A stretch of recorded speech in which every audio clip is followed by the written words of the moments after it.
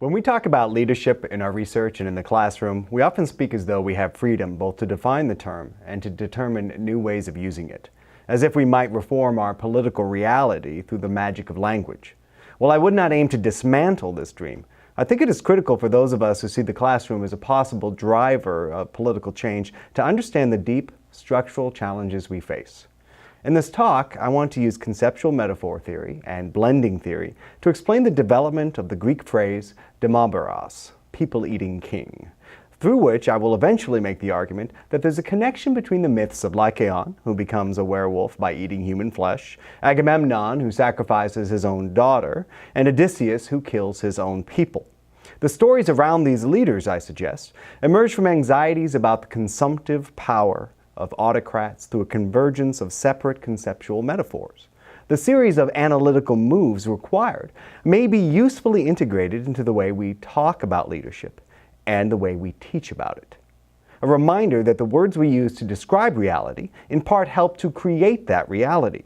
First, I'll present a brief definition of the conceptual metaphor. Then, I will survey what I see as the main metaphors for leadership in ancient Greek epic: the father-king and the shepherd of the host. I will close with comments aimed more directly at what I see as a crisis embedded in the word leadership. Now, there are two basic approaches to cognitive operations of metaphor in language: Lakoff's and Johnson's conceptual metaphor theory, or CMT, and Falconier's and Turner's blending theory. Both approaches help us to understand how a metaphorical use of language may imply deeper understandings and socially constructed meanings. CMT, or conceptual metaphor theory, implies a simpler cognitive situation where one domain of meaning is mapped onto another. Blending theory is more flexible and dynamic, accounting for meaning aggregation in multiple mental spaces and the introduction of associative aspects as well.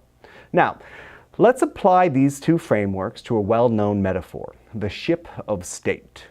In the Scholia to the Odyssey, we find a reference to the political proverb, shared ship, shared safety, presented as a literal defense of Odysseus' failure to preserve 11 of the 12 ships. In the basic conceptual metaphor, the community of state is mapped onto the conceptual domain of a ship. The collective interdependence of the individuals populated in both is an easy concept to grasp. Less apparent, but probably obvious to most, is the following extension. People on the ship have some roles. Some row, man the sails, one or two steer. Some may even be passengers. What blending theory adds to the CMT approach is that the superimposition of one idea onto the other creates in our mental space a new conceptual creature that informs our understanding of the original concepts. Such a process may in part explain the origin of the rostrum in Roman culture. It is the emergence of a symbol as a numinous object in the real world, the product of a metaphor blending with reality. Both approaches are useful in helping us to understand the function of a metaphor, and indeed, primary investigators have emphasized that these theories are mutually elucidative rather than competing. Other metaphors for leadership from the ancient world are as persistent and as imminent as the ship of state.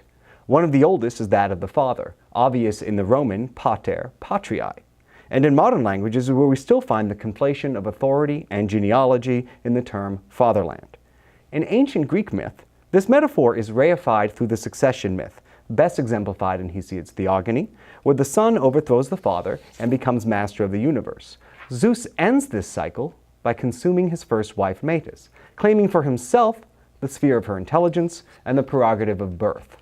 By the time of Homer's Iliad, Zeus remains the uncontested father of gods and men, even though he is not the father of all the gods, nor, despite his sexual proclivities, the actual father of all men.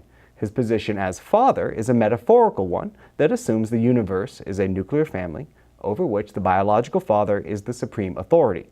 Zeus's full line, "the father of gods and man began the speeches," performs this. But other details are important as well. In Hesiod's Theogony, for example, Zeus is called a basileus, a king, while in the Homeric epic, he is never called this. Instead, his status as father follows Amélie Benveniste's argument that the Indo-European term pater is originally about power and then reproductive paternity. Thus, The complex metaphorical background is that the power term pater was projected upon a biological relationship. This, in turn, conditioned the use and assumption about both the behavior of the biological entity and the responsibilities of the person in power. Now, once this blending occurs, aspects of the biological figure become reified within the leader. Both become male, the constituents of both become children and women. Avenues to power are limited in accord. In Homer, as I've discussed elsewhere, Zeus's paternal model for leadership presents a challenge for human beings who attempt to follow it. Priam and the Trojans run their city the way that the gods run Olympus. They elevate the interests of the family over the state, with terrible consequences. Although this is harder for the Achaeans to accomplish, since so many of them are in fact kings already, we can see the impact of the metaphor linguistically and thematically. For instance, the Council of Elders, the Boule Garanton, is an institution that draws on aspects of the father-leader metaphor, including gender and age, thus making it seem somewhat inapposite when figures marked for their youth are included in the council. On the level of plot, it's rather obvious that when Agamemnon offers to make Achilles his son-in-law, he is attempting to integrate him into a family structure that is also political. In the Odyssey, the father as leader blend appears in the form of nostalgic yearning for Odysseus. The metaphor fails to retain the loyalty of the people, and perhaps we should see Odysseus then as a deadbeat dad. But when clashes occur, as Odysseus consumes his people, the idea of a leader as father is central to the Odyssey and helps to create what many have seen as the tension between definitions of Ithaca as an oikos, a household, or a protopolis, a city. Just to sketch out the extent of the father situation, the epic presents multiple states which are really households, oikoi, where fathers rule. Nestor and Pylos, Menelaus and Sparta, Alcinous and Scheria, each are shown acting as kings and fathers. Nestor's children are an important part of court life in Pylos. Menelaus appears arranging a marriage for his bastard son. Alcinous' first actions involve him understanding his daughter's desire for marriage. These scenes reveal an idealized overlap between the executions of the duties of a good father and a good king, one the Homeric scholia reflect when they assert that the ancients always called a mild king a father. But the Odyssey does in fact present something of a counter case. Although it does not refer to the Cyclopes as fathers in a political valence, it does use political language to describe the Cyclopean family. Each of the Cyclopes distributes laws to his children and wives singly, without a collective institution. From the perspective of the Odyssey's themes, this clearly marks the Cyclopes as uncivilized, but when combined with the political situation elsewhere in the epic, it opens up even Ithaca to a crisis of political definitions. A domain of culture is rarely ever governed by a single metaphorical domain in language, as early Greek poetry easily confirms. If anything, the father as king metaphor is submerged as a structural element of the culture and language. A Homeric formula, shepherd of the host, indicates that a pastoral metaphor is also operative. I often start discussions of early Greek leadership by asking students to expatiate on what this metaphor means. Often they touch many of the same points covered by ancient respondents. The metaphor, like the father image, is somewhat paternalistic. As Aeschylus notes, there's a concern involved, for, quote, "It is right that a ruler be as careful of the lead as the shepherd is of his sheep." Now, at first utterance, this might seem a rather anodyne way to describe the obligation of a leader to his people. When approaching the metaphor from a CMT angle, however, certain implications become clear. A leader must care for his people and protect them from external threat. But as the general and philosopher Xenophon has it in his Memorabilia, it's not enough that a shepherd keep his flock safe. He must also ensure its prosperity. As the Odyssey itself notes, bad shepherds ruin their flocks. And there's a clear connection in Homeric language between the failure of a king and the destruction of his people. This criticism is essential to the characterization of both Hector and Agamemnon. With conceptual blending, however, another possibility emerges from the structural problems intrinsic to the metaphor. First, although it's clear to us in translation or in the original Greek that there's nothing preventing one of the led from becoming the leader, the metaphor enacts a situation in which the social roles are inevitably ossified. In the metaphor, the sheep never get to become the leader. Thus, in a metaphorical blend of the conceptual places for politics and pastoral language, the roles of sheep and shepherd are concretized, along with the reality of an aristocratic, paternalistic culture. Its use makes it more difficult to think of another set of relations. There's also a less logical, but by no means less effective conceptual bleed-over that can occur within this structure. Xenophon's shepherd general seems interested in the prosperity of his flock people for abstract reasons of virtue or valor. But at its base, the relationship between a shepherd and its flock is about consumption. Even the kindest shepherd shears his sheep for wool. The most noble shepherd slaughters lambs for meat. Now, I'm not sure that it takes much work to make the jump from understanding the blend of the shepherd metaphor in Achilles' insult in the Iliad, when he declares to Agamemnon, "You are a people-eating king who rules over nobodies." It is, however, interesting to note the extent to which even ancient commentators understood its metaphorical meaning. For instance, one scholiast glosses this insult as an essentially economic assertion of making the common goods your own. Eustathius, the Archbishop of Thessaloniki, sees the actions as going both ways. Rulers can eat the possessions of their people, but the people can consume their rulers' possessions too, which seems to be one of the dangers of the Odyssey. Eustathius, echoing Xenophon's focus on the shepherd's virtue, emphasizes the consumptive power of a king. He offers the parallel from Hesiod, the gift devourer, and mentions in passing that Agamemnon is also criticized for drinking and eating in excess. In Hesiod's Works and Days, kings who offer crooked judgments are called bribe-eating, another usage framed as an issue of virtue by ancient scholars who believe that kings should be above the desire for money. The main point remains that though indirect, we find the adaptation of a metaphorical domain of shepherding. By arrogating more to himself than he shares with his people, a king consumes the common goods and is thus people-eating. Eustathius goes to great lengths to insist that it is absurd to take such a term literally. Nevertheless, we do find in Theognis the injunction to put down a people-eating tyrant however you want. Now, in ancient Greek myth, Lycaon sacrificed a newborn child to Zeus in Arcadia when he was king. In other sources, he offers the infant mixed up with other food to test Zeus's divinity. Zeus killed his sons with lightning to punish him. Lycaon was transformed into a wolf. Plato appropriates this tale in his discussion of the transition from guardian to tyrant with language that attests to some conceptual bleeding. First, let's start by observing that the wolf is a natural opponent of shepherds. Plato has Socrates assert that the determining step in the transition from guardian to tyrant is when the guardian eats human innards mixed with sacrificial meat.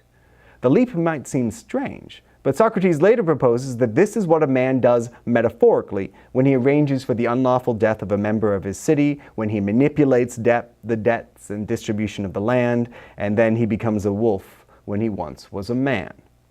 Already in the story of Lycaon, we have a king or father figuratively consuming the physical substance of his people in the literal form of a child. This mythical motif relies on multiple overlapping domains. For one, we have the conventional and well-known tale of paternal replacement anxiety, where the father, in Hesiod for example, tries to prevent a child from being born. Both Cronus and Zeus consume potential offspring to ensure their own well-being. This is a horrific inversion of parental responsibility, but this natural metaphor conceptually overlaps with the metaphor of the father as ruler. Because Agamemnon is a people-devouring king, he sacrifices his daughter, and vice versa. He must share his daughter with the gods for the sake of his people because he is a king who devours his people. The rights, responsibilities, and wrongs of the different metaphorical systems overlap and inform one another. Hence, in the example of Odysseus, we find a king who destroys his people both passively when he fails to bring them home and actively when he comes home and kills 108 of them. The language of the epic casts transgressions on both sides in terms of eating. The suitors of Penelope are repeatedly maligned for eating up Odysseus' household by feasting and threatening to divide up the possessions. The sailors perish because they eat the cattle of the sun, meat from which Odysseus abstains. but during the trip they are consumed. The Cyclops eats man meat. Circe turns men into animals who might have been eaten, and they eat creatures who may in another timeline have been men, and Scylla eats 6 men as a snack when she plucks them out of Odysseus' ship. So even while the Odyssey goes to great lengths to show that Odysseus' people on Ithaca and his companions on the ship are all guilty of transgressive eating, it is clear that Odysseus himself runs the risk of being seen as a people-eating king, especially once he returns to his own home and closes the suitors up inside without weapons. His slaughter there has reminded many of the Cyclops' actions. Here, I dare say, we could imagine him as a shepherd culling his herd. So far, I've covered 2 basic metaphors for kingship in ancient Greece, the leader as shepherd and the king as father. And I've argued that viewing their interaction helps to explain both the insult people-eating king as well as some of the force behind the cultural narrative of the king or father who engages in human sacrifice. In both, we see that the overlapping of personal, household, and state puts a cognitive burden on expectations for leadership. At the same time, I propose that viewing metaphors for leadership from this perspective can help us understand the ways in which our language and narratives can impose limits upon politics. The prior existence of the metaphor of the shepherd and the blending of the father and king limits who we think is eligible for leading. These lessons are critical for an effective and transformative course on ancient leadership, but they are only a first step. We must think both about how we can use linguistic concepts such as this to understand what we are teaching, as well as how we are teaching it. I do seriously fear that we, in the words of Seneca the Younger, suffer shipwreck even before we embark merely by using the term leadership itself. For one, and less linguistically based, we entered into something of a Faustian bargain with the neoliberal and corporatist forces that permeate the modern university. In this, many of us imagine that we are sneaking virtuous concepts and liberating values into a corrupt state through something of a Trojan horse. My fear for us in doing so is twofold. For one, I suspect we will suffer the fate of Kurt Vonnegut's warning. If we pretend to do something long enough, we will just become it. We won't become a horse, of course, but our content will adhere over time to the form we pretend for it. My second fear is that we're not being rigorous enough in understanding that our classical models of leadership and politics may be part of our modern problems, steeped as both are in structural traps of race, class, and gender, and consumption of different kinds. Just as I encourage us to push our students to consider the language and metaphors that govern ancient Greek and Roman concepts of leadership and politics, we must push ourselves to question what linguistic and metaphorical boundaries are imposed by these subjects themselves. Leading is an act of human organization that is still metaphorical. It requires some to be out in front, indicating the way, while others follow. The very concept of leadership, even if we can separate it from its historical legacies of race, class, and gender, nevertheless imposes a system not altogether different from the shepherd and the sheep. For some to follow, one must lead. Our interest today in separating the shepherd of the sheep is driven almost entirely by economic forces. Who will be the shepherd? Who gets the most production out of the sheep? Leadership now is not about the health of the sheep or the prosperity of the flock, but how one might develop the most profitable shepherd. If we only want our discipline positioned to skim off the top of the shepherd's profit, perhaps all we need to do is show that learning about leadership from the perspective of the ancient world can make you a better shepherd because it increases your critical thinking skills, etc. But if we want to use our material to make people think more critically about leadership, we need to emphasize as well the danger of the king eating his people. And finally, if we want to help save the world, to save humanity from the destruction politics and free market capitalism may bring upon us, we need to get more radical. Leadership as a concept has brought us to this place. After several years of thinking about it, I think we need a new language and a new metaphor to bring us all to safety. Thank you.